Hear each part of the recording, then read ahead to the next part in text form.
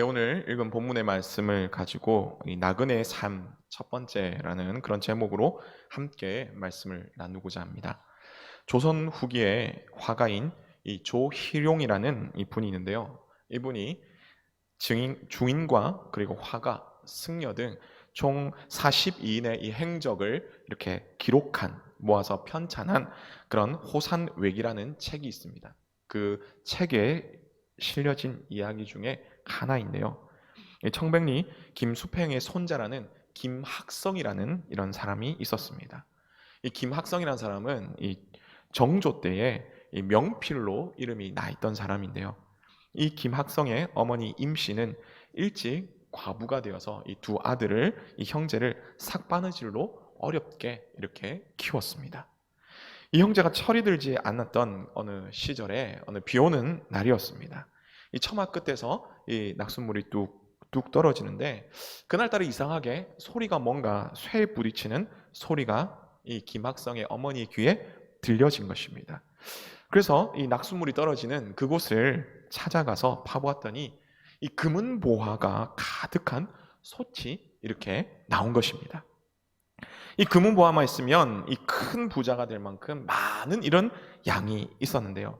하지만 이 김학성의 어머니는 이 솥을 다시 묻고 다른 집으로 이렇게 이사를 갔다고 합니다. 그 뒤에 이 어려움 속에서도 형제들을 훌륭하게 키워냈는데요. 이 김학성의 이 어머니가 이제 죽음이 가까워 왔을 때에 이 두 형제들을 불러놓고 금은보화에 대한 이야기를 했습니다. 그러면서 하는 말이 이렇습니다. 재물이란 때에 따라 재앙이 될 수 있다. 마땅히 궁핍을 겪어보아야 사람이 되는 법인데 까닭 없이 큰 재물이 생기면 힘들여 공부하려 들지 않을 것이 뻔하므로 집을 옮겨 돈 생각을 끊었다. 너희가 먹고 입고 배운 돈은 모두 내 10손가락이 일궈낸 것이란다 라고 이렇게 말을 했고요. 그로부터 김학성의 어머니는 끝내 이 금은보화가 있는 그 솥의 이 위치에 대해서 밝히지 않고 눈을 감았다라는 그런 이야기입니다. 이 김학성의 어머니의 이 일생 이 이야기를 들으면서 어머니는 정말 일생을 살아가면서 무엇이 중요한지, 그리고 어떻게 살아가야 할지에 대해서 알고 또한 그렇게 행하였다라는 것입니다. 어쩌면 이 김학성의 어머니 이야기는 하나님이 이 베드로 사도를 통해서 고난 가운데 있지만 믿음으로 참 소망을 가지고 살아가는 이들에게 하고자 하시는 그런 말과 어쩌면 같은 말일지도 모릅니다. 비록 힘들지만 무엇이 중요하며 어떻게 살아야 할지를 바로 알고 살아감이 필요하다라고 그렇게 말씀을 하시는 것이죠. 이번 주일 저녁에 함께 살펴본 말씀인데요. 베드로전서 2장 1절에서 10절까지 말씀을 가지고 당신은 누구입니까? 라는 그런 제목으로 함께 말씀을 나누었습니다. 이 참된 소망을 가지고 살아가는 사람으로서 우리가 누구인지 알아야 된다라는 것을, 그렇게 알고 살아가는 것을 말씀을 드렸습니다. 그래서 첫 번째로 생각했던 것이 우리는 소망을 가지고 말씀을 사모하는 그런 사람이었다라는 것이죠. 그래서 신령한 저진 하나님의 말씀을 더 가까이 하며 사모했다는 것이었습니다. 두 번째로 우리는 하나님께 택함을 받은 그런 사람으로서 함께 지어져가는 사람이었다라는 것입니다. 그래서 산돌이신 그 예수 그리스도를 닮은 존재로서, 또한 하나님의 그런 지체로, 예수 그리스도의 그 몸된 지체로서, 성전으로서 함께 지어져 가고 있다. 그렇기 때문에 서로를 함께 돌아봐야 한다는 것을 함께 말씀을 나누었습니다. 그리고 마지막 세 번째는 아름다운 덕을 선포할 사명을 받은 그런 사람이다라는 것이죠. 그래서 하나님께서 특별히 세우신 왕과 같은 제사장, 그 제사장으로서 또한 복음을 전할 증인으로서 우리는 복음을 전해야 된다라는 것을 함께 살펴보았습니다. 이 모든 것을 사실은 다 종합해보면 결국 우리는 하나님의 나라를 향해 가는 나그네라는 것을 기억해야 된다는 것이죠. 그래서 베드로는 오늘 본문에서 이제 말씀하기를 사랑하는 자들아 라고 그렇게 말씀합니다. 베드로 자신이 이 베드로 전서를 받는 사람들에게 관심을 가질 뿐만 아니라 하나님께서 이 관심과 사랑이 베드로 전서를 받는 이 사람들에게 매우 크다라는 것을 그렇게 말씀하고 있는 것이죠. 그리고 이어지는 말씀이 거류민과 나그네 같은 너희를 권하노니 이렇게 말씀합니다. 이것은 베드로전서를 받는 이들이 실제 나그네라기보다는 너희가 하나님의 나라를 향해 가는 그런 나그네처럼 그렇게 살아라. 나그네라는 것을 기억하며 살아라라고 그렇게 말씀을 하시는 것입니다. 이 땅에서 천년 만년 살 것 같지만 그렇게 살 것 같아서 이 땅 가운데 많은 것들을 두는 것처럼 보이지만 그렇게 하지 말고 가볍게 나그네처럼 가볍게 살아가라라는 바로 그러한 말씀인 것이죠. 근데 이렇게 이야기하면 여러분 어떻습니까? 우리 기독교는 아니지만 이 불교의 법정 스님의 이 무소유가 생각이 나죠. 사람들에게 물어보는 이 기사가 있는데요. 사람들에게 물어봤다고 합니다. 그럼 무소유가 무엇입니까? 라고 이렇게 한 기자가 물어보고 기사를 썼는데요. 이런 물음에 사람들이 뭐라고 얘기하냐면 딱히 뭔가 알기는 아는데 대답을 하지 못했다는 것입니다. 근데 이러한 이런 물음에 답을 제시하고자 하는 그런 움직임이 사실은 이미 일어나고 있었는데요. 그것은 바로 일본에서 큰 인기를 끌었던 미니멀리즘 라이프라는 것입니다. 이 편집자이자 미니멀리스트인 이 일본의 사사키 후묘라는 사람이 쓴 책인데요. 나는 단순하게 살기로 했다라는 그 책을 통해서 하는 말이 뭐냐면요. 남들하고 비교하면서 남들이 이거 가졌다고 내가 못 가졌다고 막 그렇게 가지려고 욕심을 가지고 힘들어하는 것이 아니라 정말 내가 필요한 것이 무엇인지를 보고 그것만 딱 소유함을 통해서 상대적인 박탈감, 상실감에 시달리지 말고 편안함으로 그렇게 행복함으로 살아가라라는 것입니다. 근데 하나님은 이미 사실 이러한 이렇게 미니멀리즘 라이프 이런 거 말고 무소유 이런 거 말고요. 이미 하나님께서는 베드로 사도를 통해서 나그네와 같은 삶을 살기 위해서는 자신이 누구인지 생각하고 난 다음에 이 무소유나 미니멀리즘 라이프 같은 이 필요 없는 것들, 중요하지 않는 것들을 버리라라고 그렇게 말씀을 하는 것이죠. 그것이 무엇입니까? 11절 후반부에 나오는 영혼을 거슬러 싸우는 육체의 정욕이라고 말하는 것이죠. 성경에서 이 정욕에 대해서 많은 부분에서 말씀하고 있는데요. 그냥 간단히 말씀드리자면 하나님이 원치 않는 것들 그렇게 말할 수 있는 것이죠. 그래서 하나님이 원치 않는 것들 우리가 말하는 정욕 이것을 다 내어버리라는 것입니다. 그런 다음에 어떻게 하느냐? 필요한 것을 가지라는 것이죠. 그것이 바로 12절에 나오는 말씀인데요. 이방인 중에 행실을 선하게 가지라는 것입니다. 이것이 나그네로서 꼭 가지고 살아야 할 중요한 것이라고 그렇게 말씀을 합니다.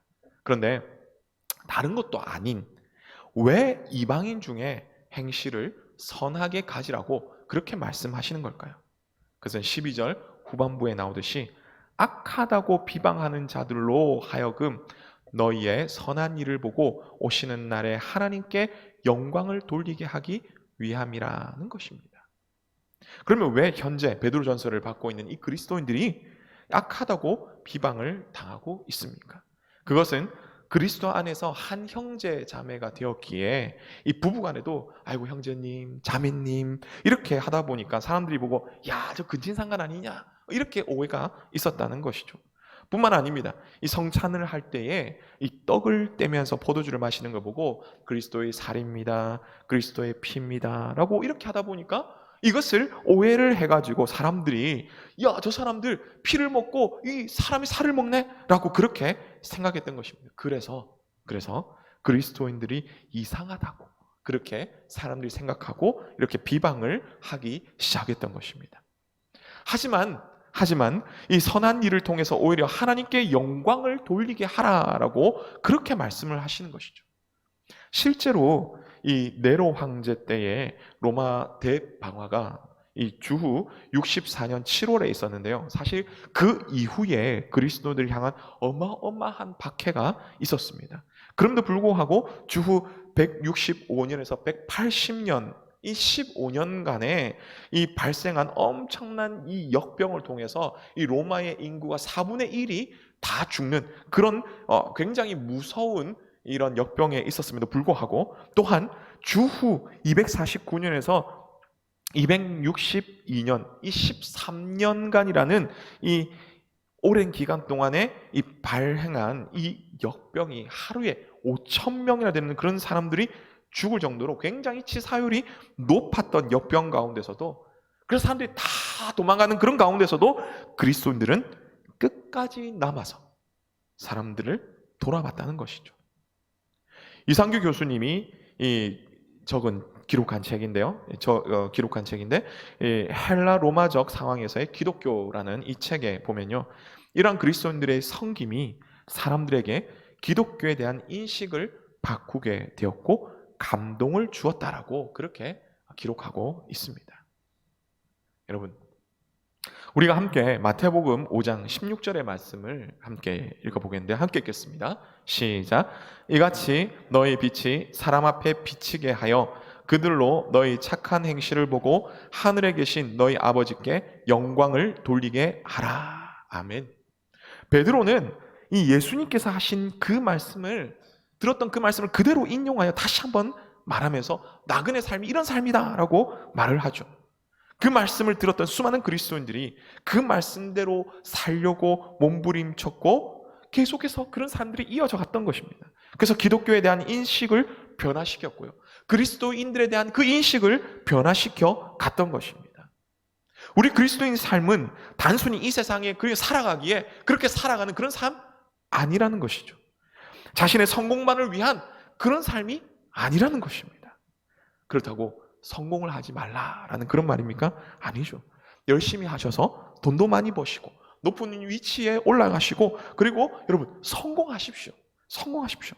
그런데 하나님은 그것이 우리의 삶의 목표가 아니라고 그렇게 말씀을 하시는 것입니다. 만약 그것이 우리의 인생의 목표가 된다면 결국 그것이 또 다른 하나님이 되며 우상이 되어버리기 때문이라는 것입니다. 우리의 삶은 그 무엇보다도 하나님의 뜻과 그리고 우리의 본향에 우리의 중심을 두고 우리의 마음을 두는 그런 삶이어야 된다는 것이죠. 부자가 되는 것도 하나님의 뜻을 위해서 그렇게 되십시오. 명예를 얻는 것도 하나님의 뜻을 위해서 그렇게 얻으십시오. 권력을 가지는 것도 하나님의 뜻을 이루기 위해 그렇게 가지십시오. 그런데 무엇보다도 하나님의 뜻이라면 그 모든 것들을 내려놓아야 할 때 즉시 내려놓으시기를 바랍니다. 가지는 것도 어렵지만 내려놓는 것은 사실 더욱더 어렵습니다. 그러나 우리를 선하게 인도하실 것을 우리는 믿기에 그러한 믿음으로 이러한 나그네의 길을 걸어가시는 그런 우리 모두 되시기를 간절히 바랍니다. 그러면 이런 나그네의 삶을 말씀하시면서 제일 먼저 처음으로 베드로 사도가 말씀하는 것이 무엇입니까? 제일 처음으로 하나님께서 베드로 사도를 통해서 말씀하시는 것이 무엇입니까? 우리가 세 가지로 생각해 보고자 하는데요. 그 첫 번째는 제도에 순종해야 한다는 것입니다. 제도에 순종해야 한다는 것이죠. 13절의 말씀을 우리 함께 읽겠습니다. 시작. 인간의 모든 제도를 주를 위하여 순종하되 혹은 위에 있는 왕이나. 아멘. 인간의 모든 제도를 주를 위하여 순종하라고 그렇게 말씀을 합니다. 평안할 때 이 말을 들으면요, 여러분 어떻습니까? 아이고 당연한 일이죠. 입 아프게 왜 이런 말씀하십니까? 라고 그렇게 할 수 있습니다. 그런데 지금 베드로 전서를 받고 있는 이 성도들은 어떻습니까? 평안합니까? 아니죠. 고난 가운데 있습니다. 그것도 제도를 통해서 고난을 받고 있는 바로 그런 상황입니다. 그런데 제도에 순종해라? 우리는 이것을 잘 이해해야 하는 것입니다. 예수님의 삶을 보면 어떻습니까? 이 유대 지도자들과 로마의 압제 속에서 정치적으로 억울한 억울하게 이 십자가형을 당하게 되었습니다. 그렇게 죽임을 당하게 되었죠. 근데 힘이 없어서 그렇게 당했습니까? 예수님께서 겟세마네 동산에서 잡히시던 그날에 이 베드로가 칼을 빼서 이 대제사장이 말고의 귀를 탁 내리쳤죠. 바로 그때에 이 베드로를 향해서 예수님께서 뭐라고 하십니까? 이 말고의 귀를 고쳐주시면서 예수님께서 뭐라고 하십니까? 칼을 집어넣어라 라고 말씀하시면서 칼을 가지는 자는 다 칼로 망하니라 라고 그렇게 말씀을 합니다. 그러고 난 다음에 마태복음 26장 53절에서 54절 말씀에 뭐라고 말씀합니까? 제가 읽어드리겠습니다.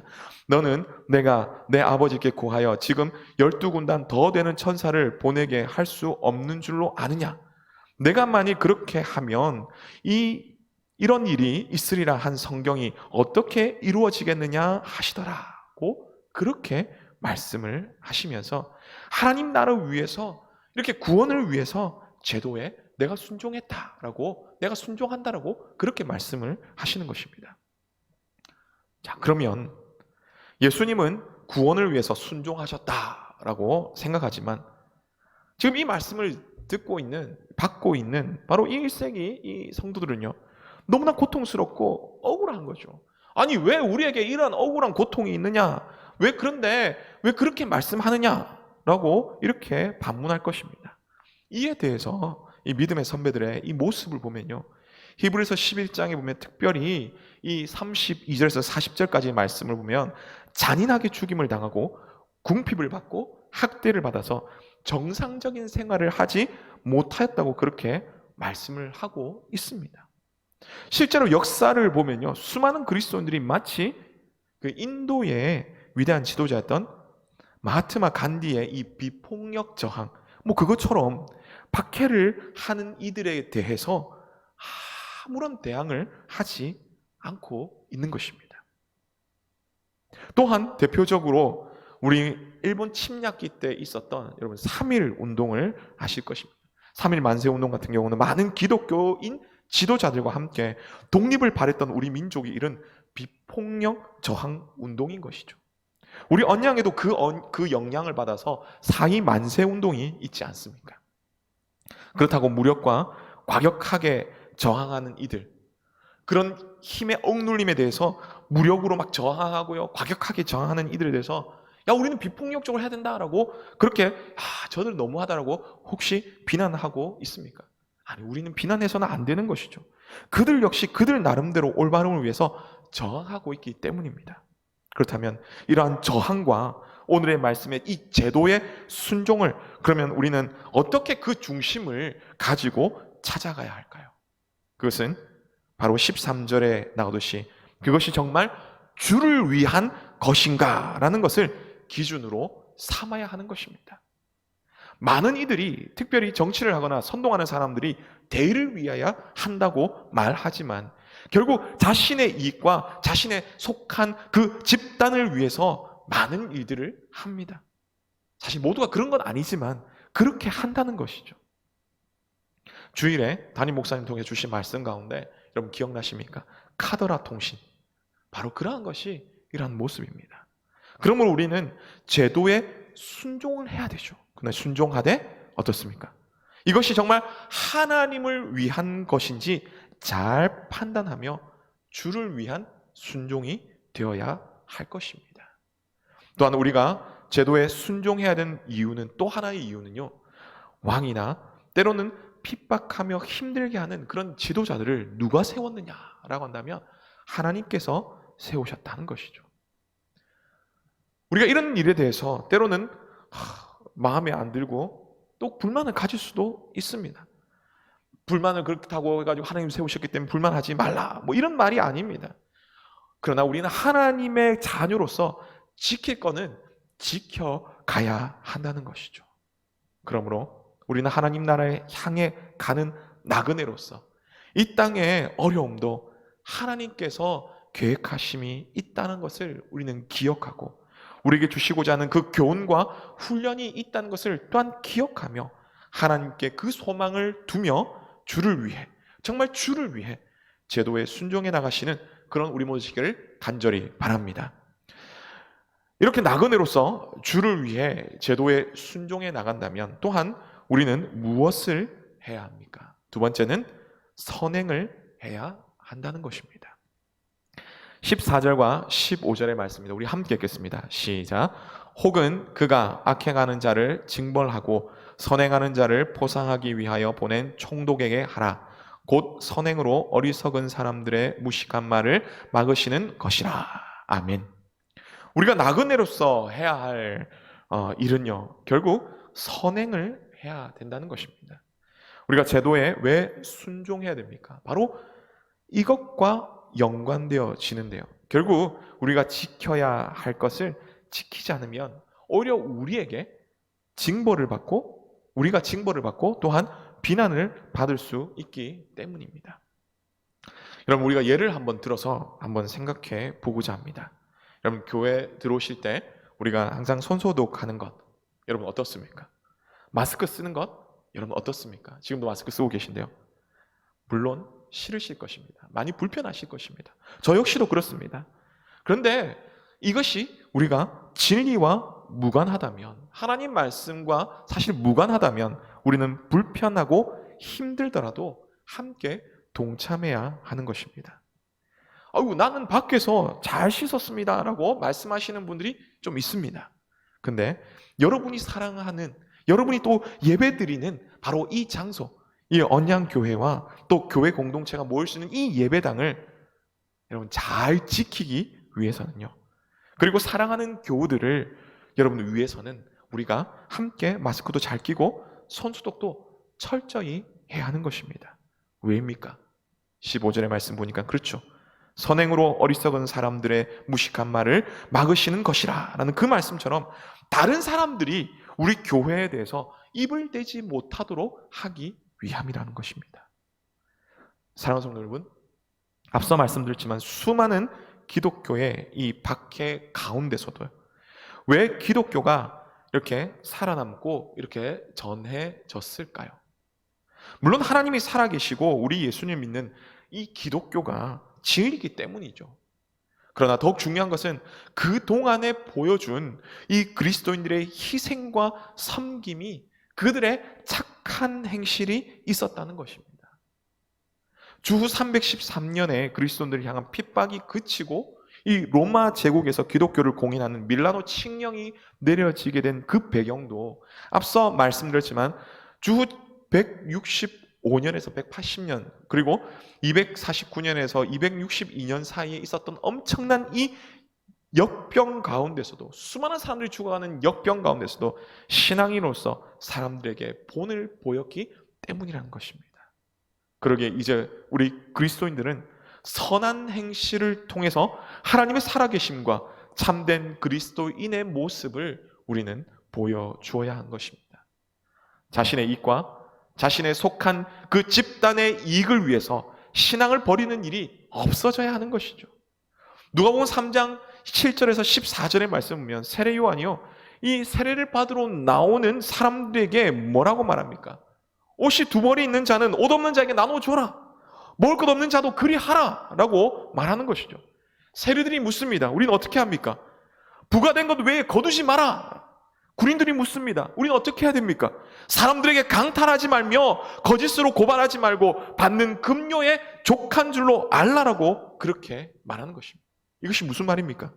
모양만 그리스도인으로 살지 말고 진짜 그리스도인이라면, 정말 하나님의 뜻대로 살기를 다짐한 사람들이라면 각자의 맡은 자리, 그 주어진 그 역할에서 개인이나 집단의 욕심이나 이익을 위해 하지 말고 하나님을 바라보며 제대로 감당하라는 것입니다. 정치인들, 위정자들은 정말 하나님을 두려워하며 국민들을 위하며 정치인답게, 위정자답게, 공무원답게 그렇게 행하라는 것이죠. 경제인들 역시 마찬가지입니다. 올바른 이익을 위해서, 발전을 위해서 그렇게 하라는 것입니다. 다른 사람들 밑에서 돈 받고 일하는 그런 사람들이라면, 근무하는 사람들이라면 그만큼 일을 하고 제대로 하라는 것이죠. 군인들은 군인들로서, 의사는 의사로서, 법관들은 법관으로서, 그 외 수많은 사람들은 각자의 맡은 그 자리에서 주를 위해 최선을 다해라는 바로 그런 말입니다. 그럴 때 하나님의 나라가 임하게 되고 이 땅 가운데 거짓과 술수들이 점점 사라지게 될 것이라는 것이죠. 이런 일을 감당하시는 우리 모두가 되시기를 간절히 바랍니다. 이렇게 나그네로서 선행을 하며 주를 위한 제도에 순종하며 나간다면 또한 우리는 무엇을 해야 합니까? 마지막 세 번째는 인내를 해야 합니다. 16절의 말씀입니다. 함께 읽겠습니다. 시작. 너희는 자유가 있으나 자유로 악을 가리는 데 쓰지 말고 오직 하나님의 종과 같이 하라. 아멘. 비록 나그네지만 분명한 자유를 가진 사람들입니다. 종으로, 노예로 몸은 묶여 있을지 모르지만 찬송가 336장의 환난과 핍박 중에도 이 찬송 2절에 보면요, 그 가사에 나오죠. 마음만은, 양심만은 자유를 얻은 사람들이다 라는 것입니다. 그러기에 악한 이들의 이 행동에 대해 때론 분노하고 때론 저항할 수 있는 그런 자유가 있지만, 혹 그것이 옳은 일이라고 하기 때문에 충분히 악에 대해서 대항할 수 있지만, 그러나 그렇게 대항하다가 더 악한 일로 보여지지 않도록 하나님의 종과 같이 참고 인내하라라는 바로 그것입니다. 사랑하는 성도 여러분, 사실 이것은 결코 쉽지가 않습니다. 뻔히 눈앞에 보이는 이 악한 이 일들, 모습들을 보면서 참아야 한다니요, 인내해야 한다니요, 그럼에도 하나님은 왜 인내를 하라고 하십니까? 17절에 18절에 보면 결국 무사람을 공경하며 형제를 사랑하며 왕을 존대하라는 그 말씀에 무엇을 이렇게 말씀하시냐면 하나님을 두려워하기 때문이다 라고 그렇게 말씀합니다. 그냥 사람을 공경하며 형제를 사랑하며 왕을 존대하는 것 어느 정도 할 수 있습니다. 그러나 그 사람이 나를 힘들게 하며 나를 괴롭게 하는데 그것이 쉬울까요? 그럼에도 그렇게 공경하며 존대하며 그렇게 할 수 있을까요? 하지만 그렇게 하도록 하는 것은 바로 하나님을 두려워하는 마음이 있기 때문인 것이죠. 하나님을 왜 두려워합니까? 무서워서요? 그럴 수도 있습니다. 근데 여기서 두려워한다는 것은 무서움도 있지만 그러나 하나님의 권위를 인정한다는 것입니다. 하나님께서 모든 것을 이끌어 가시는 만왕의 왕, 만주의 주이시기에 하나님의 뜻이 바로 그러하기에 불편하고 힘들고 어렵지만 제가 그렇게 하겠습니다. 그러는 것이죠. 뿐만 아닙니다. 또한 하나님께서 예비하신 영원한 그 나라에 비하면 사실 오늘 우리가 살아가는 이 땅이, 이 세계가 되게 짧기 때문입니다. 그래서 마지막 18절에도 이렇게 말씀하시죠. 너희가 하나님의 말씀을 따라 순종하되 너희가 선하고 관용을 베푸는 그런 자들에게만 아니라 너희를 괴롭히고 핍박하고 힘들게 하는 그런 까다로운 자들에게도 역시 그리하라고 그렇게 말씀을 하시는 것입니다. 그럼 여러분, 인내를 어떻게 할 수 있습니까? 어떻게 인내를 할 수 있을까요? 요한계시록 14장 12절의 말씀에서 환난과 고통 속에서 짐승의 표를 받지 않았던 그 성도들에게 하시는 그 말씀을 보면 우리가 알 수 있습니다. 우리 함께 읽겠습니다. 시작. 성도들의 인내가 여기 있나니 그들은 하나님의 계명과 예수에 대한 믿음을 지키는 자니라. 아멘. 결국 하나님의 계명과 예수에 대한 믿음을 지키는 것, 그것을 위해 말씀과 기도로 나아가는 것이죠. 날마다 하나님께 은혜를 받아야지 그 은혜가 계속 되어져 이어져 가는 것입니다. 그러므로 날마다 하나님의 말씀을 가까이 하시며 기도하심으로 그 하나님의 은혜를 받아 환난과 고통 가운데서도 인내하시는 그런 우리 모두 되시기를 간절히 바랍니다. 말씀을 맺습니다. 하나님의 나라의 나그네로서 첫 번째가 바로 제도에 순종하는 것입니다. 물론 나라가 평안하고 그리스도인들이 신앙하기에 핍박이 없이 평안하다면 아무런 어려운 말씀이 아니지만 제도가 그리스도인들을 핍박하는 바로 그 시대인 이 베드로 전서를 받던 그 성도들에게서는 매우 어려운 말씀이었다는 것이죠. 그러나 하나님은 그럼에도 주를 위해 선행하며 하나님의 말씀을 붙들고 기도하며 인내함으로 제도에 순종하며 그리스도인으로서 덕을 나타내기를 말씀하시며 원하셨던 것입니다. 이 말씀을 받은 믿음의 선배들이 그러한 하나님 말씀에 순종하는 삶을 살아갔다면 오늘 우리 역시 이러한 삶을 살아가야 할 것입니다. 그렇지만 때로는 우리의 생각과 다르고 우리의 행동과 다르다고 해서 우리는 비난해서는 안 될 것이고, 또한 우리 모두는요, 하나님의 뜻이 무엇인지 생각하고 그리스도인으로서 자신과 자신의 속한 집단의 이익만을 위한 것이 아니라 하나님의 이익을 생각하며 가야 되는 것이고요. 또한 분열이 아니라 하나됨으로 참된 그리스도인의 모습으로 그렇게 살아가야 할 것입니다. 그래서 정말 하나님이 원하시고 기뻐하시는 하늘나라의 나그네 삶을 살아가시는 우리 모두 되시기를 주님의 이름으로 축복합니다.